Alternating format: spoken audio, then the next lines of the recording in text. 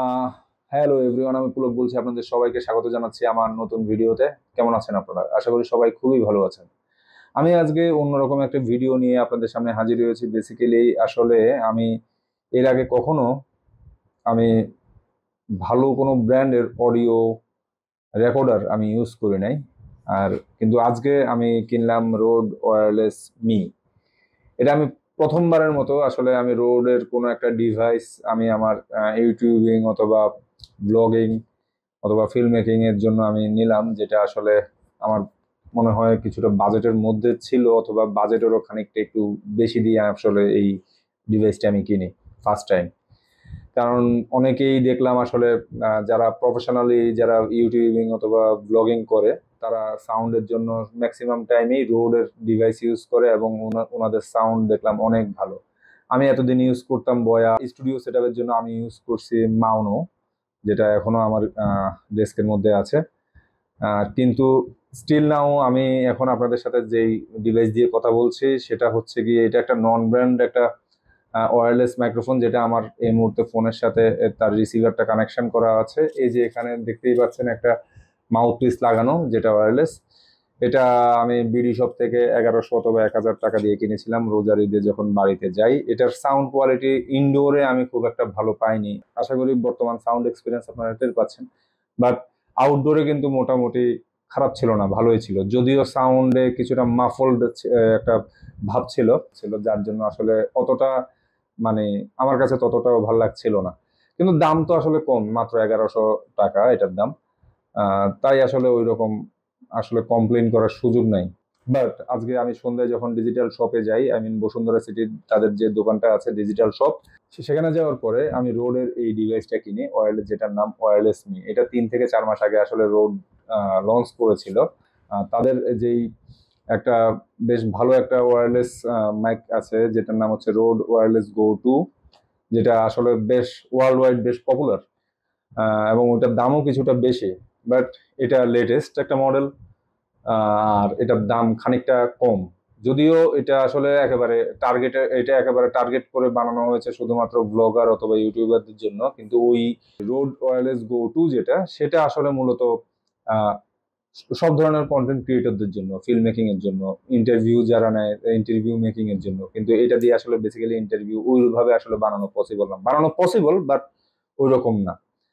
What ever, আমি অনেক রকমের কথা বলছি, কিন্তু আসলে বক্সটা আসলে খুলি, বক্সের ভিতরে আসলে কি কি আছে সেটা আসলে দেখা দরকার। তারপরে আরো অনেক রকমের কথা বলা যাবে। ওকে, বক্সটা আমি এখন খুলি। বক্সটা খুললাম, প্রথমে একটা পাউচ দেখতে পাবো।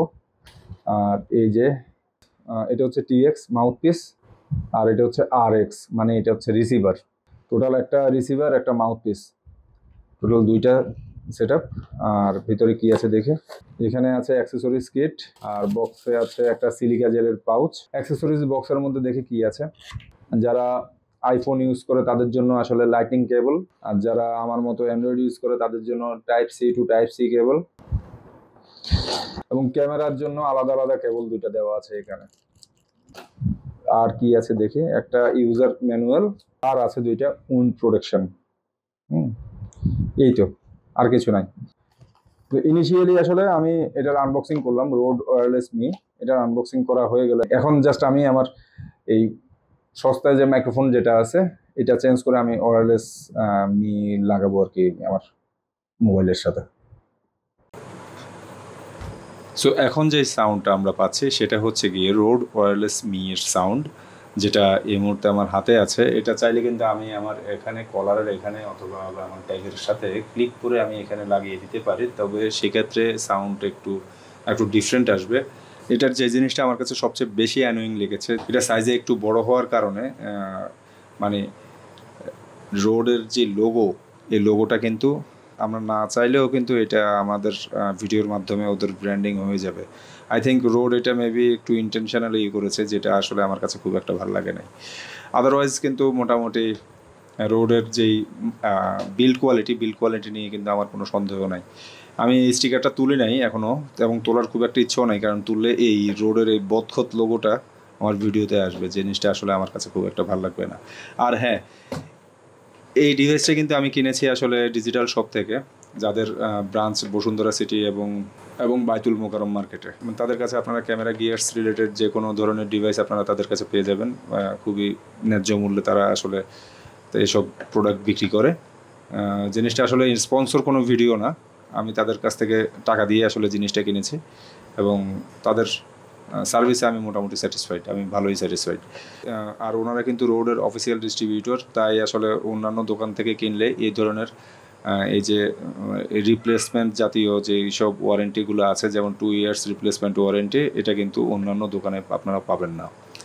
অন্যান্য দোকানে হয়তো বা কিছু টাকা কমেও আপনারা পেয়ে যেতে পারেন, মানে 2000 অথবা 2500 টাকা দিয়ে যদি অথরাইজড ডিলারের কাছ থেকে যদি নিতে পারি, তবে সেক্ষেত্রে কিন্তু 2 বছরের এই যে রিপ্লেসমেন্ট ওয়ারেন্টি সেটা আমি পেয়ে গেলাম। এখন আপনারা আসলে বলতেই পারেন যে এইসব ওয়্যারলেস মাইক্রোফোনে কোনো রকম আসলে সমস্যা হয় না, এই ধরনের কোনো মাইক্রোফোনে কোনো রকম সমস্যা হয় না। ভাই, এটা আসলে ইলেকট্রনিক ডিভাইস, সমস্যা হইতেই পারে, হইতে কতক্ষণ। আর 17,500 টাকা, এটা it's not a matter of joke. মানে 15,000 টাকা দিলেও কিন্তু, যদি আপনি 15,000 টাকা দিয়েও যদি কোথাও কিনতে পারেন হয়তো বা আনঅফিসিয়ালিভাবে, তো 15,000 টাকাও কিন্তু কম না। তো এর চেয়ে ভালো না যে 2,500 টাকা বাড়তি দিয়ে একটু অফিসিয়াল থেকে কিনা, হোয়াট এভার। এটা আমি আমার তরফ থেকে বললাম আর কি, এটা আমার চিন্তা ভাবনা। এখন যে মাইক্রোফোনটা ইউজ করতেছি সেটা হচ্ছে রোডের, মানে ওয়্যারলেস, এটা হচ্ছে রোডের ওয়্যারলেস মি। আর এর আগে যেই নন ব্র্যান্ড যেটা ইউজ করছিলাম, এটা হচ্ছে গিয়ে, এটার নাম কি আমি জানি না, কারণ বক্সের মধ্যে কোনো রকম ব্র্যান্ডিং ছিল না। মানে ব্র্যান্ডিং বলতে শুধুমাত্র লেখা ছিল ওয়্যারলেস মাইক। এটার দাম হচ্ছে 1,000 টাকা, আর এটার দাম হচ্ছে 17,500 টাকা, 17.5 গুণ দাম। আমি জানি না আসলে কতটা কোয়ালিটিফুল সাউন্ড আমি এটা থেকে পাবো। জাস্ট মোবাইল থেকে আমি এটা আমি মোবাইল দিয়ে আসলে রেকর্ড করছি, কোনো রকম আসলে সাউন্ড এডিটিংয়ে যাব না, ডিরেক্ট সাউন্ড আমি বসাবো।